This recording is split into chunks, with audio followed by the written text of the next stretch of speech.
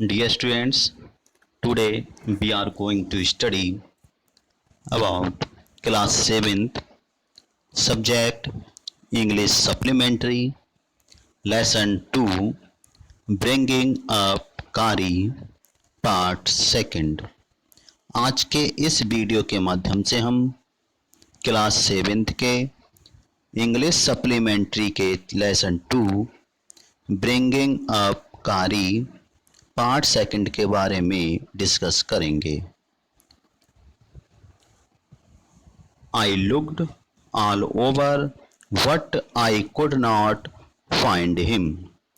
मैंने उसे चारों तरफ देखा लेकिन वह मुझे कहीं नहीं मिला। I went near the edge of water and I saw a black something strolling above its surface। मैंने पानी के किनारे गया और देखा कोई काली सी चीज सतह पर हाथ पैर मार रही है। Then it rose higher and it was the trunk of my elephant। Then it rose higher, तब वह ऊपर उठी और it was the trunk of my elephant, ये मेरे हाथी की सूंड थी। I thought, मैंने सोचा, he was drowning, कि वह डूब गया है। I was helpless because I could not jump into the water and save the 400 pounds of him since he was much higher than I। I thought, मैंने सोचा, he was drowning, कि वह डूब रहा था। I was helpless, मैं असहाय था। Because, क्योंकि I could not jump into the water, क्योंकि मैं पानी में अधिक ऊंचाई से नहीं कूद सकता था। And save the 400 pounds of him since he was much higher than I। मैं असहाय था और वह 400 पाउंड को बचाने के लिए मैं पानी में नहीं कूद सकता था, क्योंकि वह मुझसे अधिक ऊंचा था। What I saw his black rise above the water and the moment he caught my eye, मैंने उसके पेट को पानी के ऊपर उठते हुए देखा और जैसे ही उसने मुझे देखा, he began to tremble and struggle up to the shore, और वह चिघाड़ा यानी उसने आवाज़ लगाई एंड और हाथ पैर मारकर किनारे तक पहुंच गया। Then still trembling he pushed me into the water, और फिर चिघाड़ते हुए उसने मुझे पानी में धक्का दे दिया। As I fell into the stream, और जैसे ही मैं पानी में गिरा, I saw a boy lying flat on the bottom of the river। मैंने तली में एक लड़के को चित लेटे हुए देखा। He had not altogether touched bottom, उसने तली को छुआ नहीं था। What was somewhat afloat, तथा बल्कि वह कुछ ऊपर तैर रहा था। I came to surface to the water to take my breath, मैं सांस लेने के लिए पानी की सतह ऊपर आया। एंड देयर कारी वाज स्टैंडिंग, और कारी वहाँ खड़ा था। His feet planted in the sand bank and his trunk stretched out like a hand waiting for mine। और उसकी वह अपनी सूंड हाथ की तरह मेरी ओर खींच रही थी, क्योंकि वह हाथी जो है रेत में जड़े हुए, उसके पैर रेत में जड़े हुए थे और अपनी सूंड हाथ की तरह मेरे को खींच रही थी। जैसे मैंने अपने हाथ का इंतज़ार कर रही हूँ। आई ड्राइव डाउन अगेन, मैं दोबारा से गोता लगाया, and pulled the body of the drawing boy, और डूबते हुए लड़के के शरीर को ऊपरी सतह पर ले आया। Not being a good swimmer, मैं एक अच्छा तैराक नहीं था। I could not swim ashore and the slow current was already dragging me down, मैं अच्छा तैराक न होने के कारण मैं किनारे तक तैर नहीं सका और पानी का धीमा बहाव मुझे नीचे खींच रहा था। Seeing us drift by the stream, Kari, who was the usually slow, and the Poundress suddenly darted down like a hawk and came halfway into the water, where I saw him stretched out his trunk again, seeing out the draft in the current. हमें पानी के बहाव के साथ बहता देखकर कारी ने, जो सामान्यतः सुस्त और विचारवान था, एकाएक वाच की तेजी से पानी के मध्य भाग तक आ गया और easily and suddenly darted down like the hawk and came halfway into the water, और पानी के मध्य तक वह आ गया।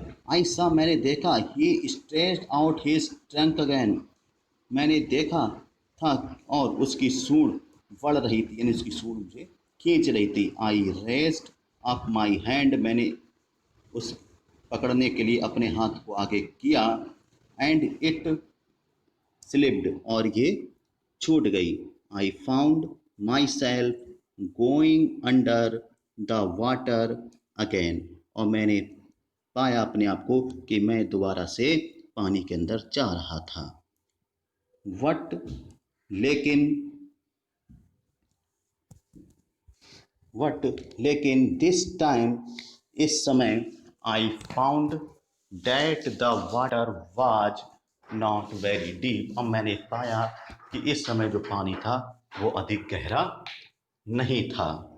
सो I sank to the bottom of the river and toward my feet under me, and then suddenly kicked the river bed, and so shoot upwards like an arrow. I found that the water was not very deep. मैंने पाया कि पानी अब अधिक गहरा नहीं था। So I sank to the bottom of the river.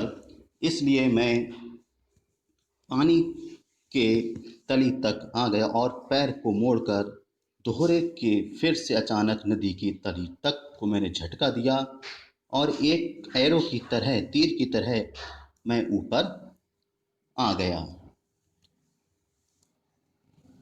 In स्पेट of the fact, ये जानते हुए, I was holding the drawing boy with my hand, ये जानते हुए मैं डूबते लड़के को हाथ में मैंने पकड़े रखा था।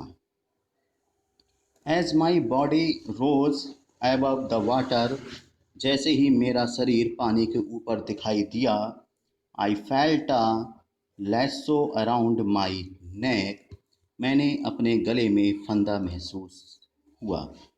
दिस फ्रिटेंड मी, इससे मैं भयभीत हो गया। I thought some water animal was going to swallow, मैंने सोचा कि जल का कोई जीव मुझे निकलने वाला है। I heard Kari squalling and I knew it was his trunk about my neck, he pulled us both ashore. I heard Kari squalling, मैंने कारी को चिल्लाते हुए सुना।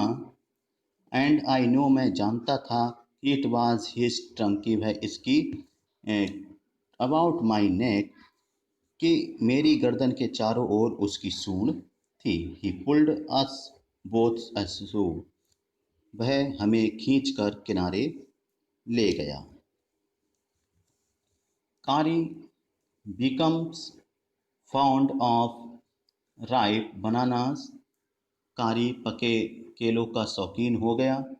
He believes in self-help much to the discomfort of his friend। वह मित्रों को परेशान करने के बजाय स्वयं कार्य करने में विश्वास करता था।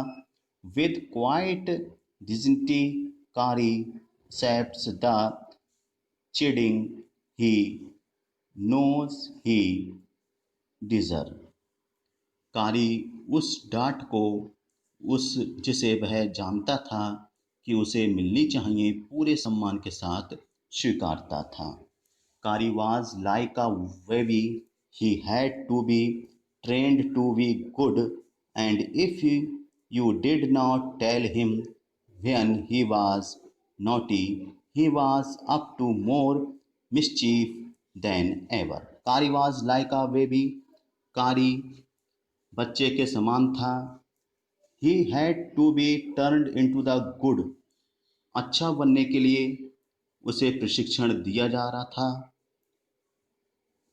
If you did not tell him, यदि तुम उससे कुछ नहीं कहते तो when he was naughty, जब वह शैतान होता है और आप उससे कुछ बताते नहीं हो तो he was up to more mischief than ever, तो वह और अधिक शैतानी करता है। For instance, one day somebody gave him some bananas to eat। एक घटना के अनुसार एक दिन किसी ने उसे खाने के लिए केले दे दिए। Very soon he developed a great love for ripe bananas। और शीघ्र ही उसने पके केलों के प्रति प्रेम विकसित कर लिया, यानी वह पके हुए केलों को खाने का शौकीन हो गया। He used to keep large plates of fruits on a table near the window in the dining room। हम भोजन कक्ष की खिड़की के पास की मेज पर फलों की प्लेट रखते थे। One day all the bananas on that table disappeared। एक दिन मेज पर रखे सारे केले गायब हो गए। And my family blamed the servant for eating all the fruit in the house. और मेरे परिवार ने नौकर पर घर में रखे सारे फल खाने का आरोप लगाया। फ्यू डेज कुछ दिनों के बाद में फ्यू डेज लेटर कुछ दिनों के बाद द फ्रूट डिसअपियर्ड अगेन। फिर से फल अदृश्य हो गए। This time the blame was put on me. और इस बार मुझ पर इसका दोष या मुझ पर इसका आरोप लगाया गया। एंड आई नो, मैं जानता था, I had not done it, कि मैंने ऐसा नहीं किया है। It made me very angry, जिससे कारण मैं बहुत क्रोधित हुआ। विद माई पेरेंट्स, अपने माता पिता पर मैं बहुत क्रोधित हुआ। एंड द सर्वेंट्स, और नौकरों पर। For I was sure they had taken all the fruit. मुझे ये पूरी तरह से विश्वास था कि they had taken all the fruit, कि वो सभी फल ने उन्होंने ही लिए हैं। द नेक्स्ट टाइम, अगले दिन, द फ्रूट डिसअपियर्ड, अगली बार फल गायब हो गए। I found a banana all shammed up in Kari's pavilion। मैंने देखा कि एक केला कुचला हुआ कारी के पैवेलियन में पड़ा। This surprised me very much. मुझे बड़ा आश्चर्य हुआ। For I had never seen fruit there, कि मैंने फल वहाँ कभी नहीं देखे थे। एंड एज यू नो, और जैसा कि आप जानते हैं, he had always lived on twigs, कि वह सदैव टहनियाँ खाया करता था। Next day while I was sitting in the dining room. अगले दिन जब मैं भोजन कक्ष में बैठा था तो वंडरिंग आश्चर्यचकित होकर मैं बैठा था डाइनिंग रूम में, तो whether I should take some fruit from the table. जब मैं अगले दिन भोजन कक्ष में आश्चर्यचकित बैठा था और मैं सोच रहा था कि क्या मुझे अपने अभिभावक की आज्ञा के बिना फल लेने चाहिए थे, विदाउट माय पेरेंट्स परमिशन, कि मुझे अपने अभिभावक की आज्ञा के बिना कुछ फल लेने चाहिए थे।